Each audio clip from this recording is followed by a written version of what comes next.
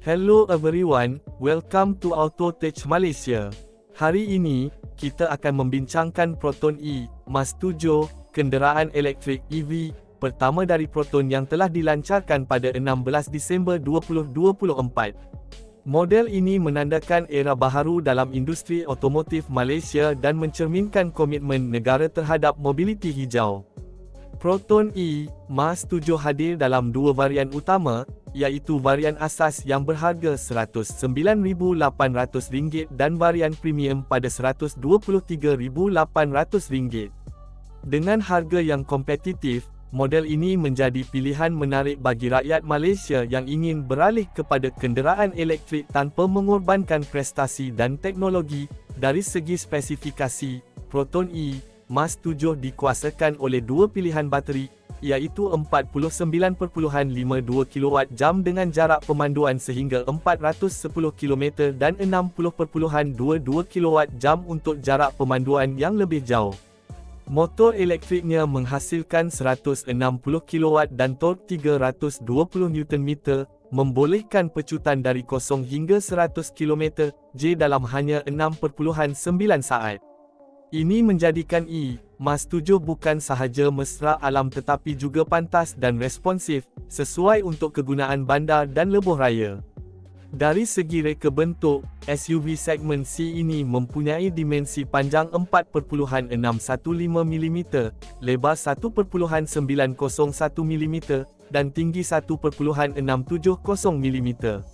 Reka bentuknya moden dengan lampu LED depan dan belakang, sunroof panoramik berkembar, serta roda 18 inci untuk varian asas dan 19 inci bagi varian premium, memberikan rupa yang aerodinamik dan mewah.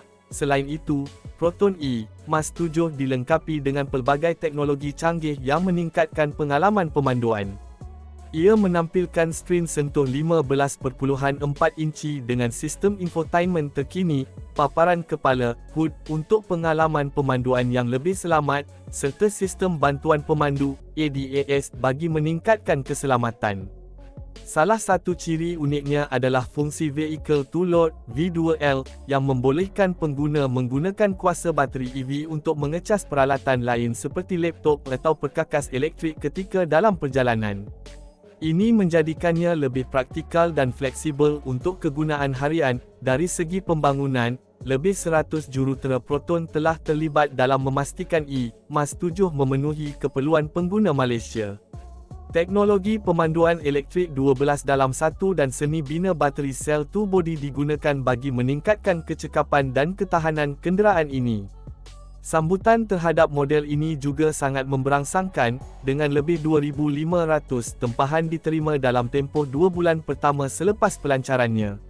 Selain pasaran tempatan, Proton juga merancang untuk mengeksport E, Mas 7 ke beberapa negara termasuk Nepal, Mauritius, Singapura, serta Trinidad dan Tobago, menandakan langkah penting dalam pengembangan global syarikat. Secara keseluruhan, Proton E, Mas 7 membuktikan bahawa Malaysia mampu bersaing dalam pasaran EV dengan menawarkan kenderaan berkualiti tinggi yang berprestasi baik pada harga yang berpatutan.